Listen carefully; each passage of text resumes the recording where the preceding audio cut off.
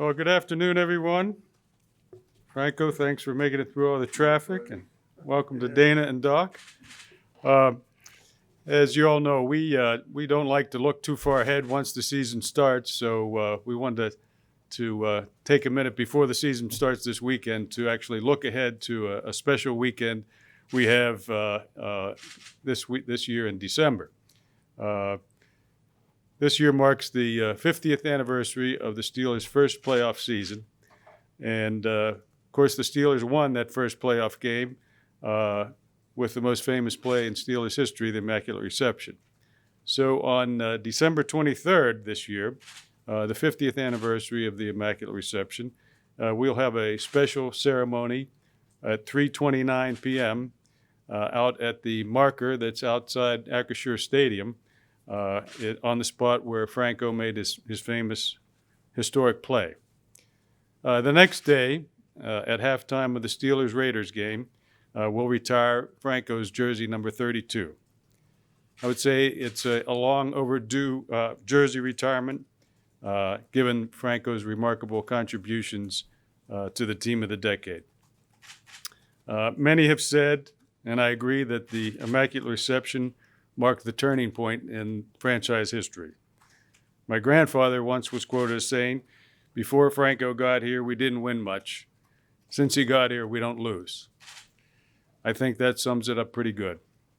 Franco's impact on the franchise would be hard to overstate.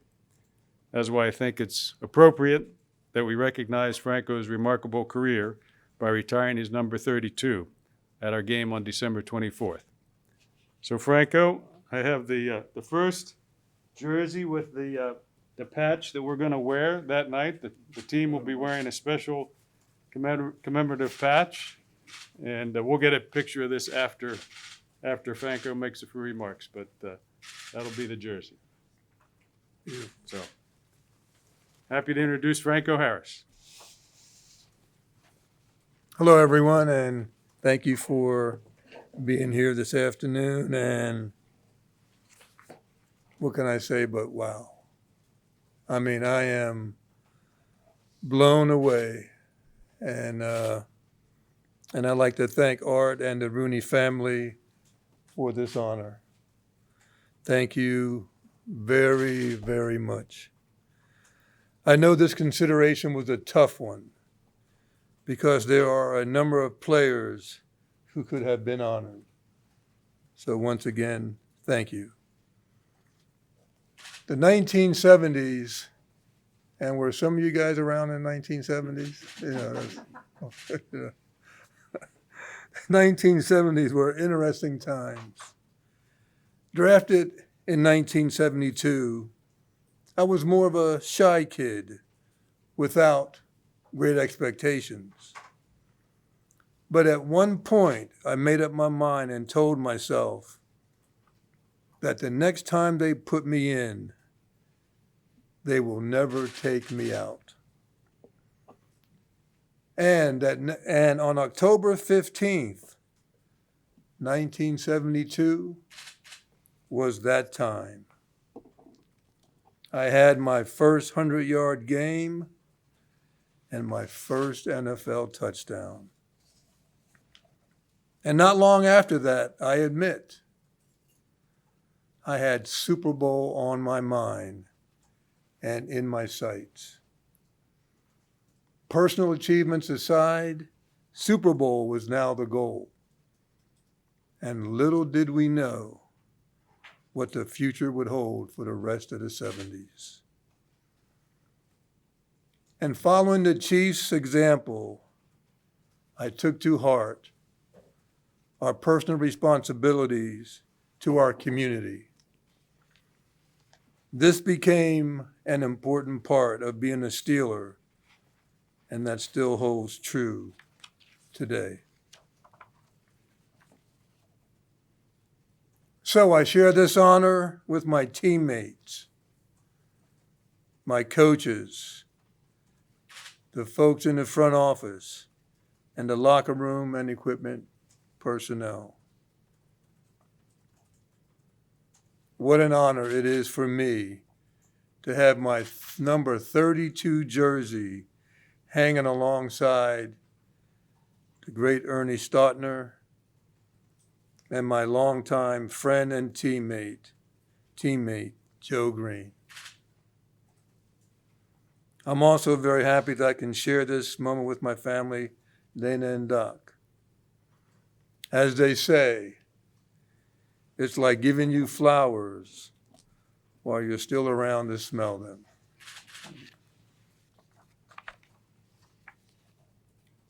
And to our fans, Steelers Nation, around the world, thank you for your love and support.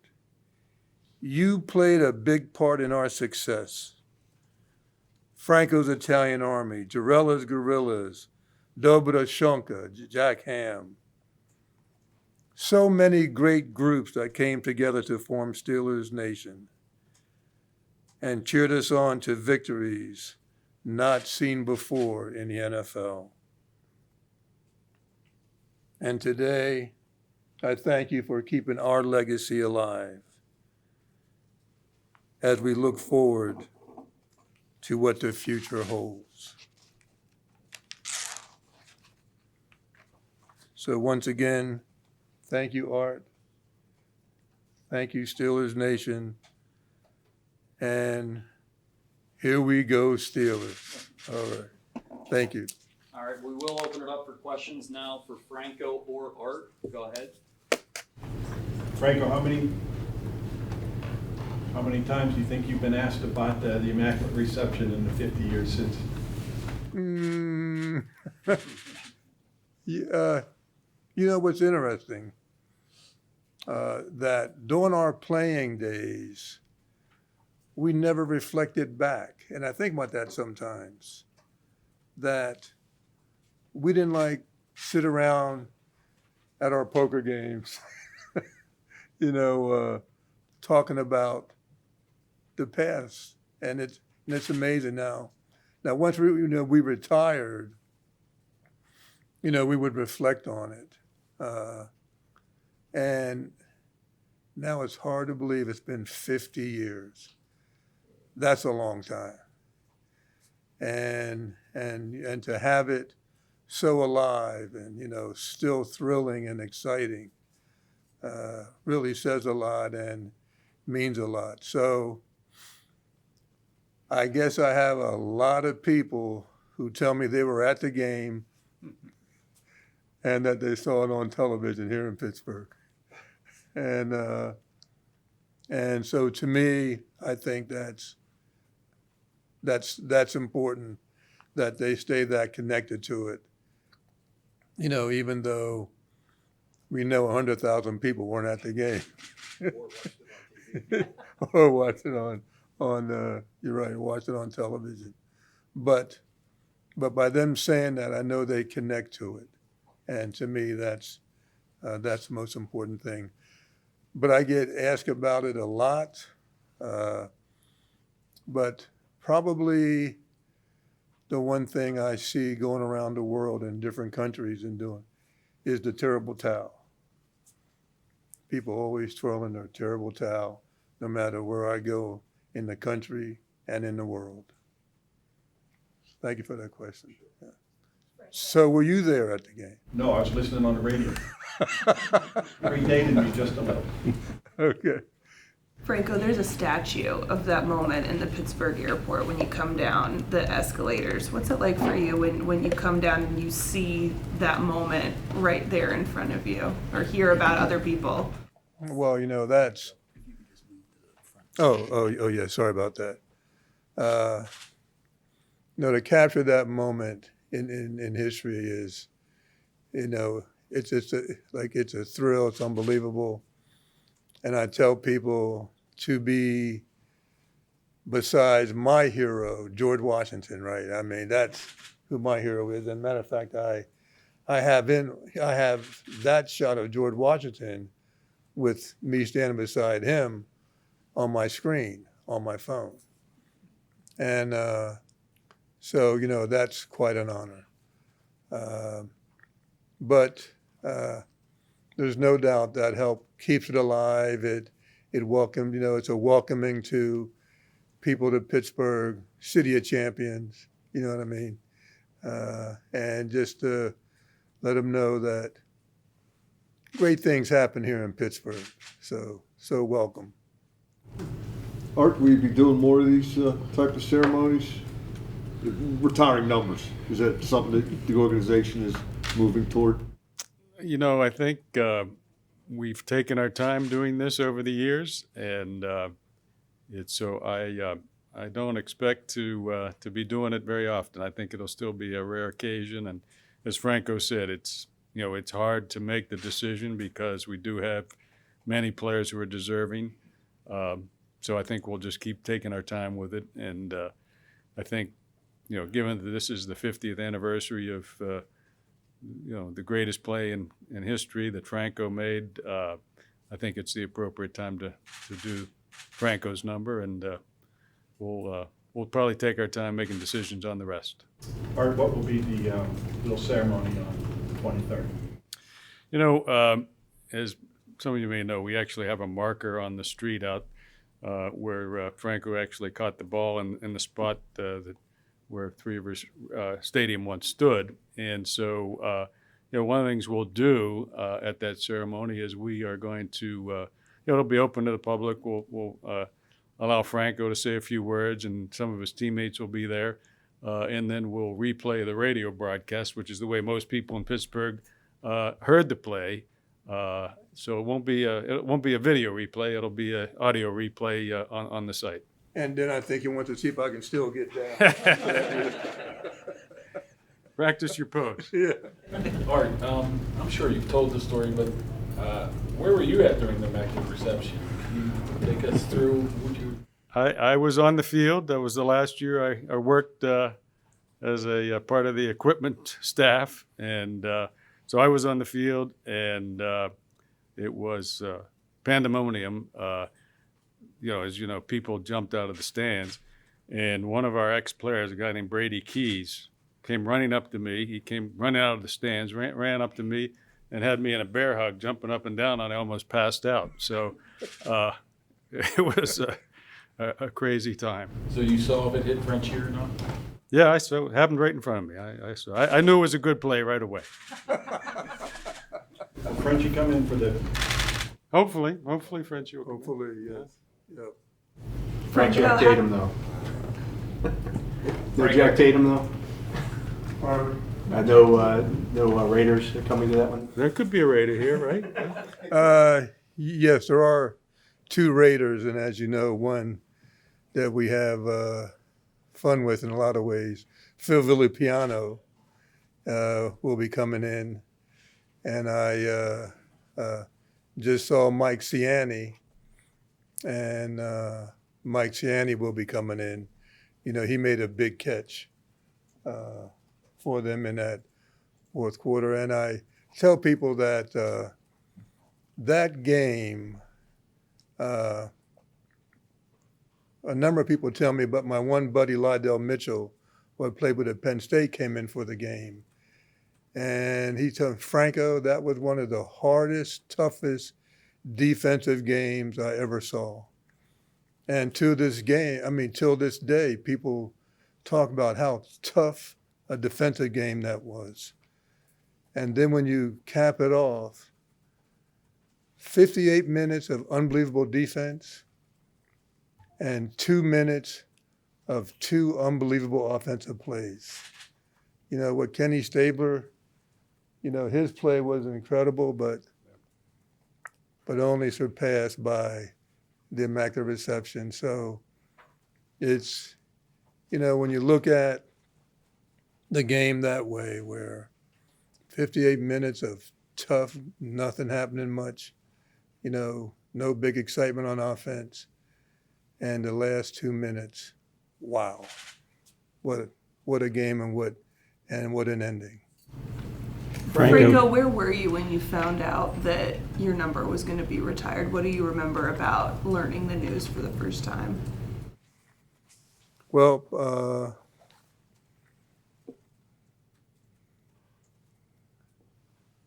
in my wildest dreams, I never expected it.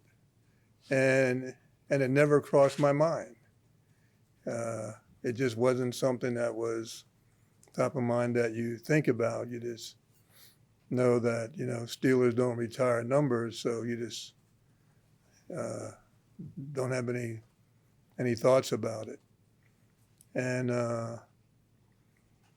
so when Art mentioned it to me, I was blown away. I mean, that was a wow moment and unbelievable. And as I mentioned before, there are, so many deserving people of this, and so it is quite an honor to be the first offensive player to have their jersey retired, and as I said, to be alongside of Joe Green and Ernie Stautner is about time we had an offensive guy on there. You know what I mean?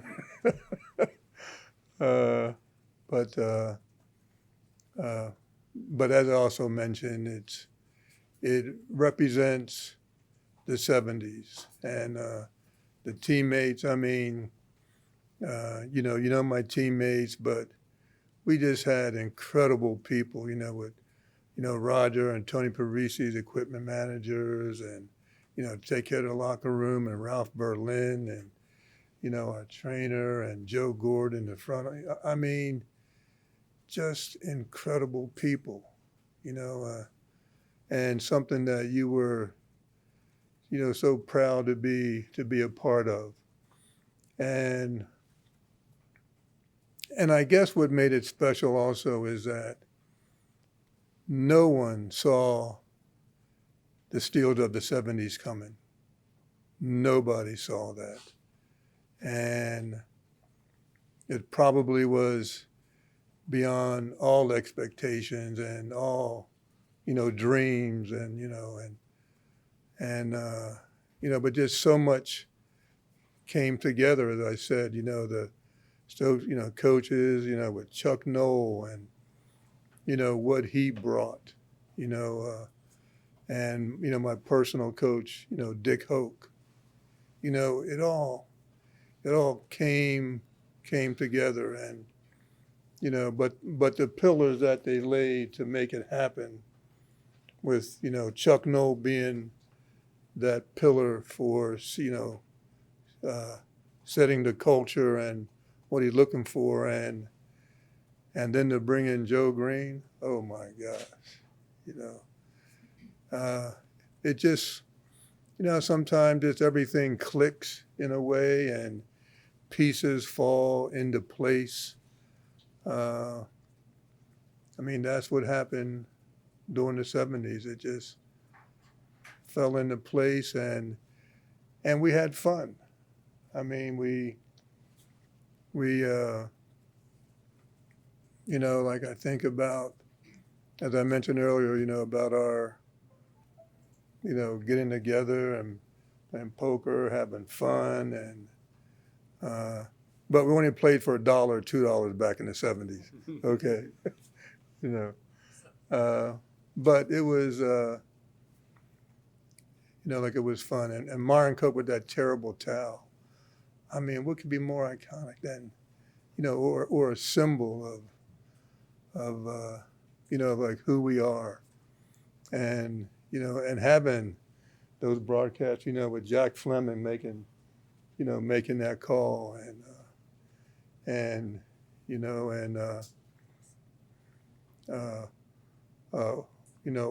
the guy who, was at the bar, right, and him making that, declaration that this shall ever be known as the Feast of the Immaculate Reception. So, how great was that? And the girlfriend called Myron Cope, and how Myron Cope handled it. So all of this is so much of a history that brought everything together, and that connected and brought us here 50 years later. Wow. I know.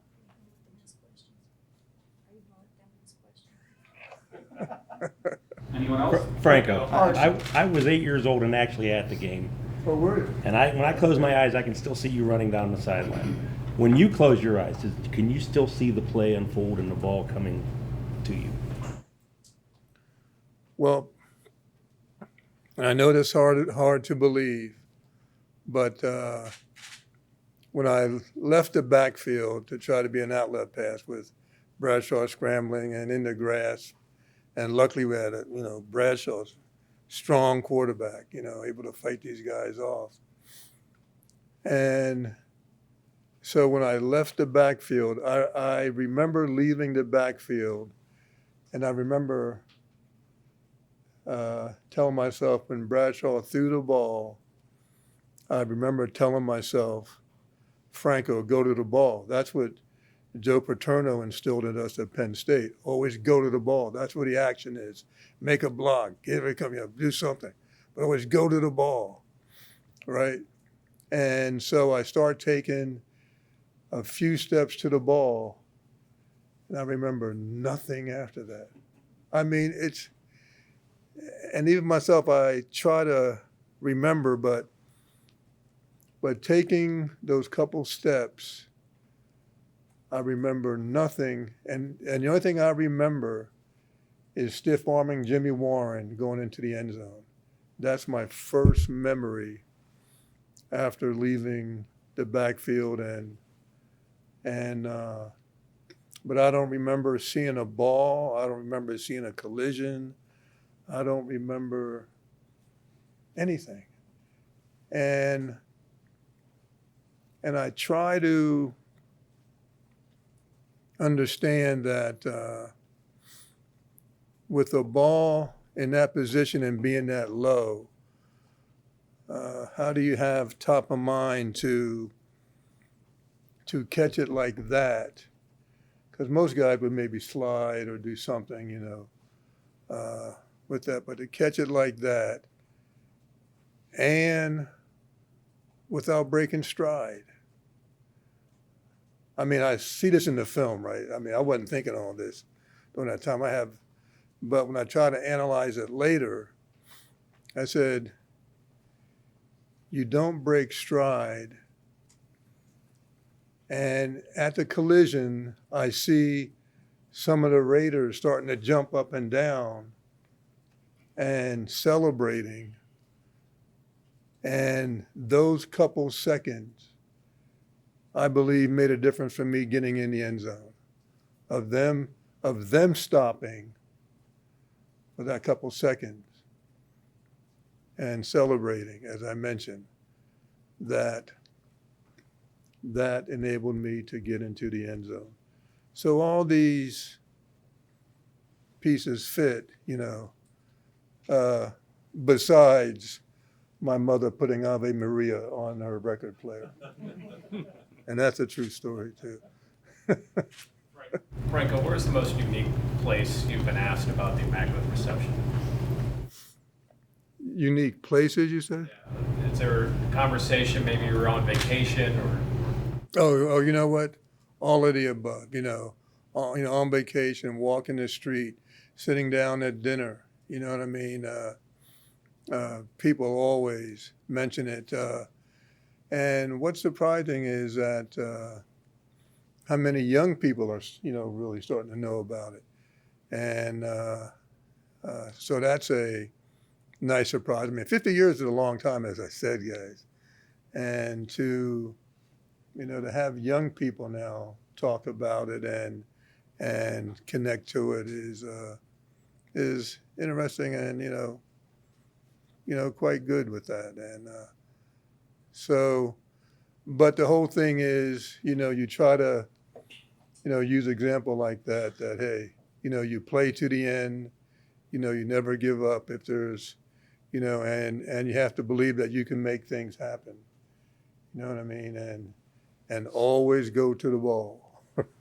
Right.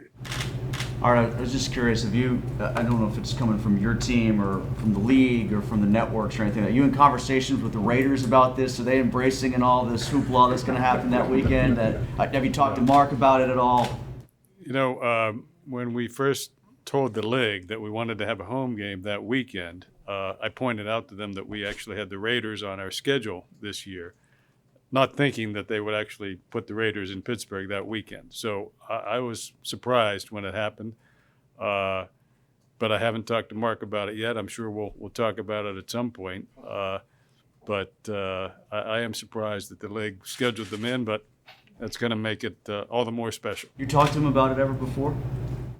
I've talked to Mark about it before, sure. Oh yeah, we've talked about it. And in fact, Franco and I, the last time we played out there, we were on the sidelines before the game talking to Mark, and we got our pictures all taken together with some of the Raiders and Franco and I. So they're over the years, most of them have gotten over it and kind of enjoy it. I don't think Al ever gotten over it, and I don't think John Madden ever gotten over it, but I think the rest of them sort of at least have gotten a tiny sense of humor about it, and they'll be good sports about it. They'll be coming here to try and win a game, obviously.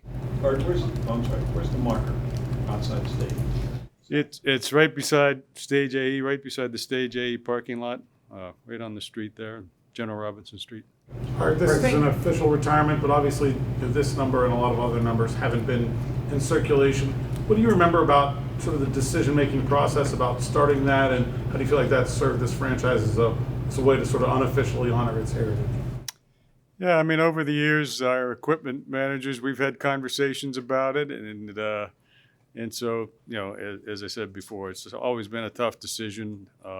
Fortunately, we have plenty of guys who deserve the consideration, and maybe someday will get the consideration, but we think it's reserved for very special people and occasions, and like I said, we'll go slow with it. Franco, when you mentioned the fans. Pardon me? You mentioned the fans and Steelers Nation. When you think of what this weekend in December is going to be like, in the moments when all of these ceremonies are happening, and you're just hearing the fans express their admiration, their excitement for you, what's going to go through your mind? Well, I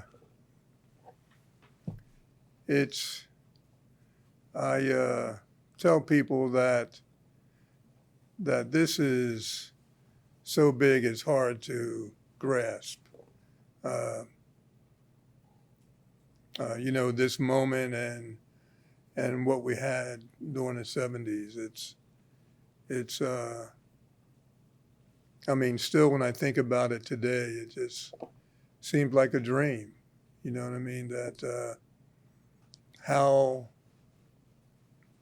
could it be so much and so good, and with so many great players and great organization, and how it all fall into place? You just shake your head and just say, wow. But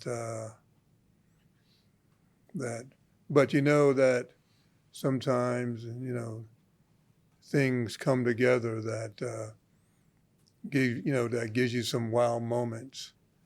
And so most of the time when I talk about plays or seasons or things like that, I just usually refer to the 70s because it was unbelievable. And like I think we say that,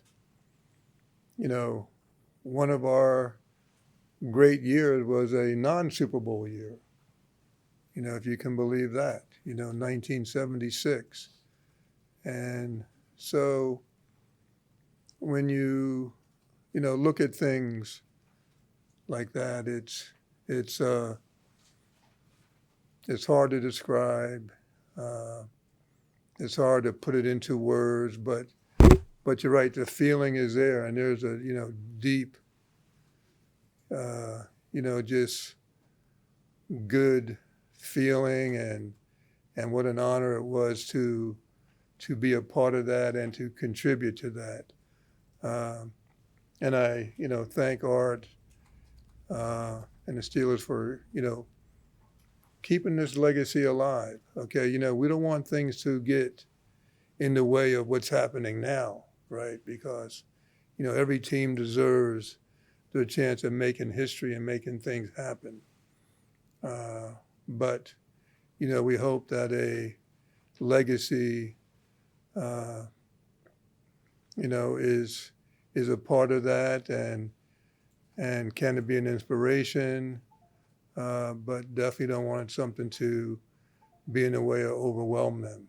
You know, we're still huge Steeler fans, and you know, and even though they have a Pitt quarterback, you know, and but no, you know, we just it's like hard to describe. You know what I mean? Hard to put into words, but I'm hoping you can get, you know, you can grasp my feeling or on it, you know, and like plus, you know, that sometimes when you talk too much about it or say too much about it, do people think you're bragging or doing whatever, you know what I mean? So there is a fine balance between us all, and so you know, so I said keeping the legacy alive, and I'm just blown away by you know, by this honor, you know, by the Steelers. One final one before a photo opportunity. Franco, I noticed you were at practice the other day last week, I think. I caught you talking to another running back with the last name Harris during practice. I'm curious, what was that exchange like? And I know this is a little off topic. Just what do you make of Najee? Well, I'm a fan of Najee. And watching him last year, I mean, you know, he made me a fan.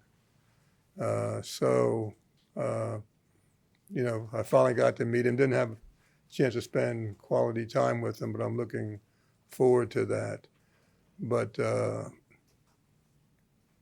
we know he's, you know, doing great things as a running back. And plus we know that he's just a great human being, great guy. And you know, already gives back and do things in the, you know, in communities. So so I look forward to sharing time with him as time goes along. But I really like my cousin, what he's doing so far.